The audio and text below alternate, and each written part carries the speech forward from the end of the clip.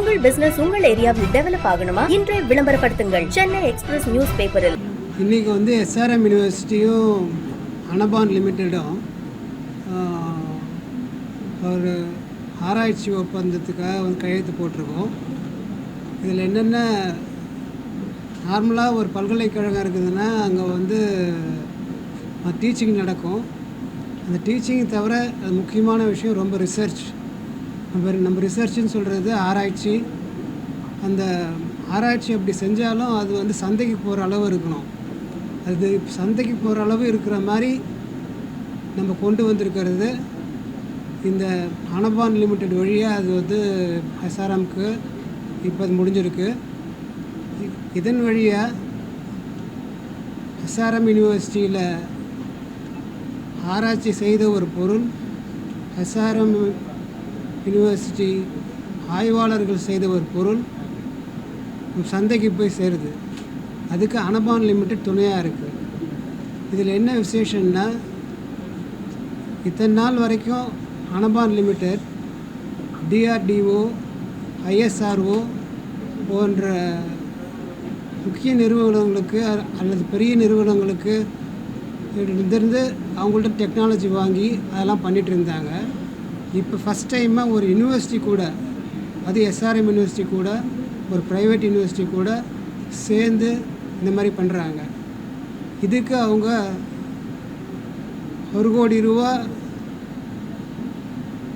முன்பணமாக கொடுத்து, அதுவும் இல்லாமல் ராயல்ட்டியும் நம்ம கொடுத்து இந்த டெக்னாலஜி நம்மக்கிட்டேருந்து வாங்குகிறாங்க.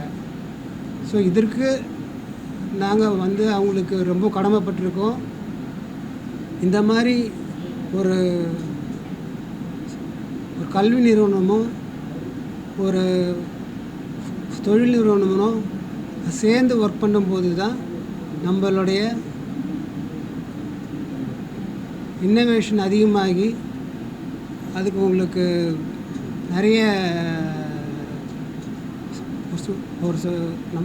நமக்கு ஒரு இம்பேக்ட்னு சொல்கிறோம்ல, இந்த மாதிரி சொசைட்டியல் இம்பேக்ட் கிடைக்கும். ஸோ அதுதான் இப்போ நடந்திருக்கு.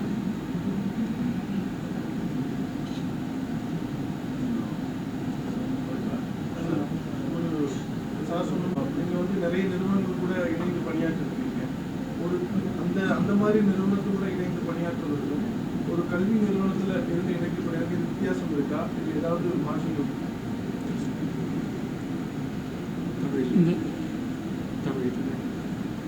நம்ம இது வரைக்கும் நாங்கள் வந்து ஐஎஸ்ஆர்ஓ, டிஃபென்ஸ் அந்த மாதிரி கவர்மெண்ட் ஆர்கனைசேஷனில் வந்து இன்ட்ராக்ட் பண்ணி பண்ணுறோம். ஸோ அந்த மாதிரி இதில் பண்ணாருனாக்கா அவங்க வந்து ஃபஸ்ட்டு வந்து ஒரு டெக்னாலஜி டாக்குமெண்ட் கொடுப்பாங்க. அதை நாங்கள் வாங்கி எகென்ஸ்ட் பேமெண்ட்டு தான் அதை வாங்கி அது வந்து இந்த லேப் ஸ்கேலில் பண்ணியிருப்பாங்க. ரொம்ப ஸ்மால் குவான்டிட்டியாக இருக்கும். அப்போ ரெக்யர்மெண்ட்டை மீட் பண்ணும்போது அது வந்து சஃபிஷியண்ட்டாக இருக்காது. ஸோ அதனால் நம்ம வந்து அதை ஸ்கேலப் பண்ணும்போது, ஸ்கேலப் பண்ணி கொஞ்சம் ஹையர் கெப்பாசிட்டி போகும்போது கொஞ்சம் இம்ப்ரூவ்மெண்ட்ஸ் பண்ண வேண்டி வரும். அந்த மாதிரி இம்ப்ரூவ்மெண்ட்ஸ் பண்ணிவிட்டு சப்சிக்வெண்ட் டு தட் அதை என்ஹான்ஸ் பண்ணி அவங்களே வாங்கிப்பாங்க நம்மள்கிட்ட. ஏன்னா அவங்களுக்கு ரெக்யர்மெண்ட் ஹையர் குவான்டிட்டி வேண்டியிருக்கு, அவங்களே வாங்குவாங்க. சில டெக்னாலஜி ஈவன் அதர் இண்டஸ்ட்ரீஸ்க்கும் யூஸ் ஆகும். அதே மாதிரி பண்ணுறோம். மெயின் கன்சியூமர் பார்த்திங்கன்னா government organisations, relatively few private organisations. Of course சில இது வேறு டைப்லேயும் இருக்குது. பட் இந்த ப்ராப்ளம் வந்து இப்போ நாங்கள் டெக்னாலஜி அக்ரிமெண்ட் போட்டிருக்க ப்ராப்ளம் வந்து ஒரு ஒய்டு இண்டஸ்ட்ரியல் ரிக்யர்மெண்ட்டை மீட் பண்ணுற மாதிரி ப்ராடக்ட் அது. ஏன்னா இப்போ சோலார் செல் பார்த்திங்கன்னாக்கா இப்போ எல்லா ரூஃப் டாப்லேயும் நீங்கள் பார்க்குறீங்க. ஸோ அதுக்குள்ள நெக்ஸ்ட் ஜென்ரேஷன் சோலார் செல்லுக்கு இந்த என்கேப்சுலேஷன் வேண்டும். இப்போ உள்ள சோலார் செல்லுக்கு இந்த என்கேப்சுலேஷன் நெசசரி இல்லை 100%. பட் ப்ராப்பர்ட்டி இம்ப்ரூவ் ஆனாக்கா இப்போ யூஸ் பண்ணுறவங்களும் இதை யூஸ் பண்ணுறதுக்கு தே ஆர் ப்ரிப்பேர்ட். அவங்க இன்ட்ரெஸ்ட் காமிக்கிறாங்க. இப்போ நம்ம ரெஸ்பான்சிபிலிட்டி எப்படி இருக்குன்னாக்கா லேப் ஸ்கேல்லேருந்து வந்ததை ஸ்கேலப் பண்ணி ஹையர் கமர்ஷியலைஸ் பண்ணி இண்டஸ்ட்ரீஸ்க்கு சப்ளை பண்ண வேண்டியிருக்கு. இப்போ அப்படி பார்த்திங்கன்னா இந்த ஃபஸ்ட்டு ஸ்டேஜ் இந்த lab development work it's not a job. இதுக்கே ஒரு 4-5 வருஷம் அவங்க கஷ்டப்பட்டு தான் இந்த ஸ்டேஜுக்கு வந்திருக்காங்க. ஒரு 4 வருஷம் 5 வருஷம் லேப் ஸ்கேலில் வந்து அவங்க ஸ்ட்ரகிள் பண்ணி ப்ராப்பர்ட்டிலாம் மேட் பண்ணி இட் மீட்ஸ் த ரிக்குயர்மெண்ட் அப்படிங்கிற அஷூரன்ஸ் கொடுக்குறதுனால தான் we are happy to take it further and ஃபர்தராக ப்ரொசீட் பண்ணுறோம். அதனால் இது பாக்கி இதுக்கு ஒன்றும் ரொம்ப டிஃப்ரென்ஸ் கிடையாது. This is also a matured R&D project and that is also a matured R&D project.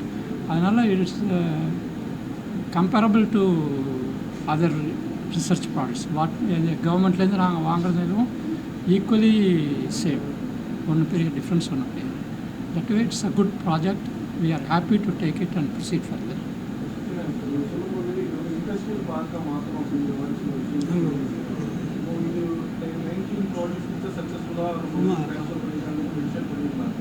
So ஒரு அல்டிமேட் கோல் என்ன? எஸ்ஆர்எம் இந்த மாதிரியான இன்னோவேஷன்ஸில் எந்த கோல் ரீச் பண்ணணும்னு நினைக்கிறீங்க? அதாவது ஒரு நாட்டினோட ஒரு இதுக்கு வந்து வளர்ச்சிக்கு ஆராய்ச்சி அப்படின்னு நம்ம சொல்கிறோம்ல, இன்னோவேஷன் அது ரொம்ப இம்பார்ட்டண்ட். அதில் பார்த்திங்கன்னா இன்றைக்கி நம்ம வந்து போர் நடக்கிறத நம்ம பார்க்குறோம். அது மிடில் ஈஸ்டில் போர் நடக்குது. இதில் வந்து போர் நடக்கும்போது அதில் பணம் மட்டும் பிரதானம் கிடையாது. அந்த பணத்தை தவிர அவங்க யார் டெக்னாலஜியில் யார் முன்னேறி இருக்காங்க அப்படின்றவங்க தான் ஜெயிக்க போகிறாங்க. அப்போ அந்த டெக்னாலஜி எங்கேருந்து வருது? ஒன்று ஆராய்ச்சி பண்ணப்படணும். அந்த ஆராய்ச்சி எங்கே நடக்க போகிறது? அது இந்த மாதிரி கல்வி நிறுவனங்களில் நடக்கணும், அப்படிலாட்டி இண்டஸ்ட்ரியில் நடக்கணும், அப்படிலாட்டி மிலிட்ரியில் நடக்கணும். இந்த மாதிரி 3 இடத்துல நடந்து அதன் மூலமாக வர டெக்னாலஜி வச்சுட்டு தான் அவங்க இந்த மாதிரி ஒரு பலம் பெறுறாங்க. இப்போ நீங்கள் பலம் பொருந்திய ஒரு நாடாக இதுக்கு இருந்தால் தான் நீங்கள் பேசுகிற ஒரு அமைதி பேச்சுவார்த்தை கூட எடுபடும். அப்படி இல்லாட்டி நீங்கள் அமைதி பேச்சுவார்த்தையை நீங்கள் ஒரு வீக்கான நாடாக இருந்து பேசுனீங்கன்னா அதை யாரும் கண்டுக்க மாட்டாங்க. ஸோ நீங்கள் பேசுகிறது அது உலக அரங்கில் எடுக்கணும்னா அது உங்களுக்கு டெக்னாலஜி வலிமை உங்களுக்கு ரொம்ப தேவையானது.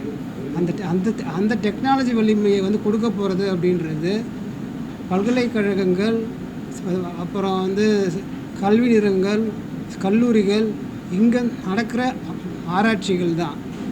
இவங்க கூட நம்ம தொழில் நிறுவனங்களும் சேர்ந்து நடத்தும்போது அவங்க பண்ணுற ஆராய்ச்சி அது உண்மையாகவே அது ஒரு முழு வடிவம் பெற்று அது மக்களை சென்றடையும். அதுவும் இல்லாமல் மற்ற நாடுகளோடு நம்ம உயர்ந்து நிற்க ரொம்ப பயன்படும்.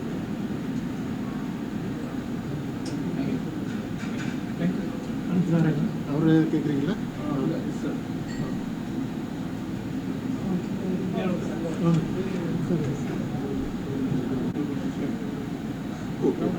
ஆக்சுவலாக இப்போ இந்த டெக்னாலஜி நாங்கள் இப்போ என்ன பண்ணியிருக்கோம் அப்படின்னு பார்த்தீங்கன்னா, ஒரு சிம்பிள் உதாரணத்துக்கு உங்களுக்கு சொல்லணும்னா, நம்ம கிட்ட இருக்கிற இப்போது மொபைல் ஃபோன் எல்லாருக்கிட்டையும் நம்ம பாக்கெட்டில் இருக்குது.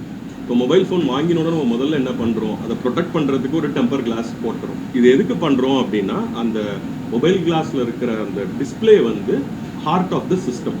இப்போ டிஸ்பிளே ஒழுங்காக இல்லைன்னா நம்ம மொபைல் ஃபோன் வச்சுக்கிறது யூஸ் இல்லை. ஸோ அதுக்கு தான் அதை போடுறோம். இப்போ அதே மாதிரி நம்ம சோலார் செல்லுங்கிறது சூரிய மின்கல். அதுக்கு வந்து நம்ம மெயினாக என்ன வேணும் அப்படின்னு பார்த்தீங்கன்னா, காற்று, மழை, தூசி, யூவி ரேடியேஷன் இதிலெல்லாம் அந்த சோலார் செல்லில் பட்டுதுன்னா சோலார் செல் டேமேஜ் ஆகும். அதை ப்ரொடெக்ட் பண்ணுறதுக்கு யூஸ் பண்ணுற டெக்னாலஜி தான் இப்போ நாங்கள் பண்ணியிருக்கோம். அது வந்து இங்கிலீஷில் என்கேப்சுலண்ட்டுன்னு சொல்லுவோம். அதை தமிழ் வந்து இட்ஸ் எ சீலிங் பொருள், சீல் பண்ணுறதுக்காக. அது பண்ணால் என்ன ஆகும்னா, தண்ணி உள்ளே போகாது சோலார் செல் மேலே. ஏன்னா நீங்கள் எல்லோரும் சோலார் பேனல் பார்த்துருப்பீங்க. அந்த சோலார் செல் மேலே உங்களுக்கு மெட்டல் கான்டாக்ட் ஃபிங்கர்ஸ்ன்னு சொல்லுவாங்க. அதுலலாம் அந்த தண்ணி பட்டுதுன்னா கரோட் ஆகிடும், துரு பிடிச்சிடும். ஒன்ஸ் அது மாதிரி ஆகிடுச்சுன்னா உங்களோட பர்ஃபார்மன்ஸு கம்மியாகிடும். ஸோ அந்த பர்ஃபார்மன்ஸ் கம்மியாகிடுச்சுன்னா அது யூஸ் இல்லை. இப்போ எந்த கம்பெனியும் உங்களுக்கு வந்து ஒரு டெக்னாலஜி கொடுக்குறாங்கன்னா, they will give warranty or guarantee for 20 years roof டாப்பில் இருக்குன்ட்டு. சப்போஸ் இந்த தண்ணி, இந்த மாதிரி யூவி ரேடியேஷன் இதெல்லாம் பாஸ் ஆகி அந்த சோலார் செல் மேலே பட்டுதுன்னா அது டீக்ரேடேஷன் ஆக ஆரம்பிச்சிடும். ஸோ உங்களுக்கு 20 years கொடுத்த வாரண்டி ஒர்க் ஆகாது. 10 வருஷத்துலேயே உங்களுக்கு வந்து கம்ப்ளைண்ட்ஸ் வரும்.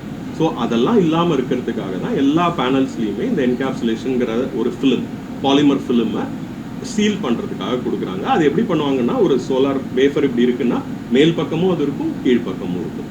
ஸோ அதுதான். இது வந்து டேமேஜே எந்த இதனாலையுமே டேமேஜே ஆகாதான். ஆக்சுவலாக நீங்கள் என்கேப்சுலேஷன் பாலிமர் இல்லாமல் எந்த பேனலுமே மார்க்கெட்டுக்கு வராது. ஸோ அது ஏன் ரொம்ப இம்பார்ட்டன்ட்னா, உங்களுக்கு ஆப்டிக்கல் கிளாரிட்டியும் இருக்கணும், மெக்கானிக்கல் ஸ்டெபிலிட்டியும் கொடுக்கணும், ஸோ இதெல்லாம் வேணும்னா encapsulation is a must in a solar cell. இதனுடைய டைம் எவ்வளவு நாள் வரைக்கும் இது வந்து தாங்கும்? சார் ஜென்ரலாக இப்போ இருக்கிற எந்த பேனல் நம்ம கம்பெனியில் வாங்கினாலும் பார்த்தீங்கன்னா அவங்க கொடுக்குற சர்டிஃபிகேட் வந்து 20 வருஷத்துக்கு நம்மளுக்கு கேரண்டி இருக்குன்னு சொல்லி தான் கொடுக்குறாங்க.